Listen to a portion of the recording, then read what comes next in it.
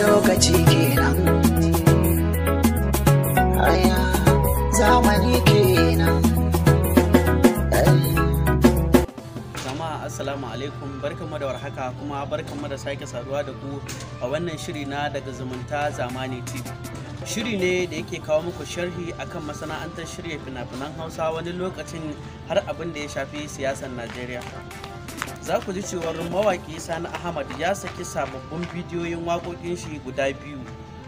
Sannan kuma za ku ji cewar wata tsohuwa mai kimanin shekaru 80 tana burin ganin jarumi Adam Zango kafin numfashinta na ƙarshe.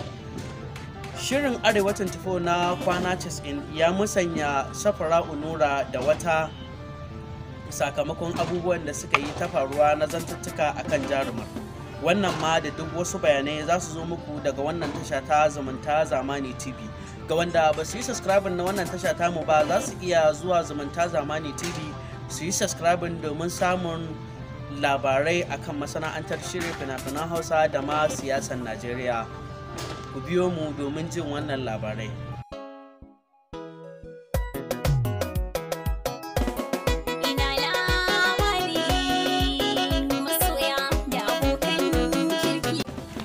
Za ku ji cewar mawaƙi Sani Ahmad ya saki sababbin bidiyoyin waƙoƙin shi guda biyu. Kamar yadda kuka ji daga farko, mawaƙi Sani Ahmad ya saki sababbin waƙoƙin shi a YouTube channel ɗinsa mai suna Sani Ahmad TV. Waƙoƙin sun haɗa da Farin Cikin Raina da kuma Na Gode. Waƙoƙi ne da suka samu tsaftar aiki daga fasihin daraktan nan Aminu S. Bunu. Aikin dai an yi shi ne a garin Jos. Sannan aikin ya karɓu sosai ga al'umma, ga duk wanda bai kalli wannan bidiyo da mawaƙin Sani Ahmad ya wallafa a shafinsa na Sani Ahmad TV ba, za ka iya garzayawa domin ganin wannan shiri. Sakamakon wannan waƙoƙi ne wanda suka samu tsaftar aiki, wanda kusan mutane ba su cika amfani da ire-iren wannan ba. Mawaƙin da ya zama kusan gagara gasa ne shi a cikin wannan aiki, musamman Aminu S. Bunu, inda ya zama darakta a cikin wannan waka. Ga duk wanda yake sha'awar waƙoƙin mawaƙin Sani Ahmad zai iya garsayawa a wannan shafin YouTube channel nasa mai suna Sani Ahmad TV domin gani ya kori ji. Nasiru ‘yan Bakon Muhammad Baje, zumunta zamani TV.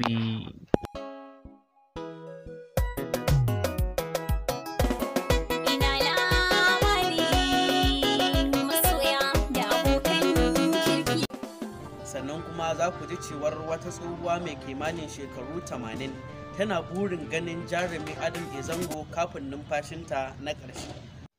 Kamar yadda kuka ji daga farko, wannan hoto da kuke gani a cikin sikirim hoton wata tsohuwa ce wacce take da burin ganin jarumi Adam Zango kafin yankewar numfashinta na ƙarshe. Wannan dai tsohuwa, wannan guntun bidiyo nata yana yawo ne a kafafen sada zumunta, inda ake ta yawo da shi a gurare da dama. Wannan tsohuwar da ta bayyana cewa tana da burin ganin fitaccen jarumi a masana'antar shirya fina-finan Hausa Adamu Zango kafin numfashinta na ƙarshe. Amma har da muke tattara wannan rahoto, babu wani bayani da yake nuna cewa wannan tsohuwa ta haɗu da wannan jarumi Adamu Zango.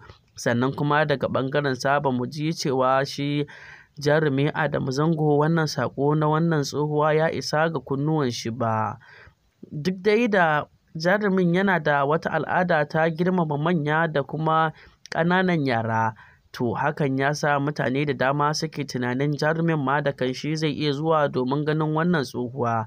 Nasiru ‘yan Bakon Muhammad Baje, zumunta zamani TV.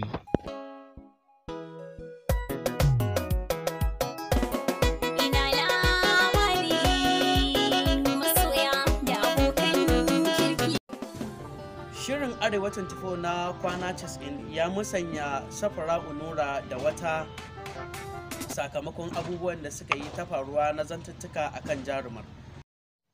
kamar yadda kuka ji daga bisani an cire Safara'u Nura an masanya ta da wannan yarinya da kuke gani a jikin fuskar screen na wannan bidiyo.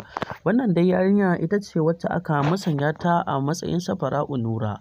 Safara'u Nura dai abubuwa ne suka faru da dama wanda ma ba sa da daɗin ji akan maganar ta.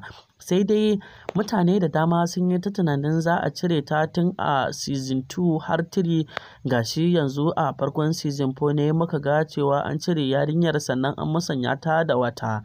Mutane da dama sun tabbatar da cewa abubuwan da suka faru ba ta cancanta a bar ta cikin wannan shiri na kwana 90 har ta ci gaba da taka rawa a cikinsa ba.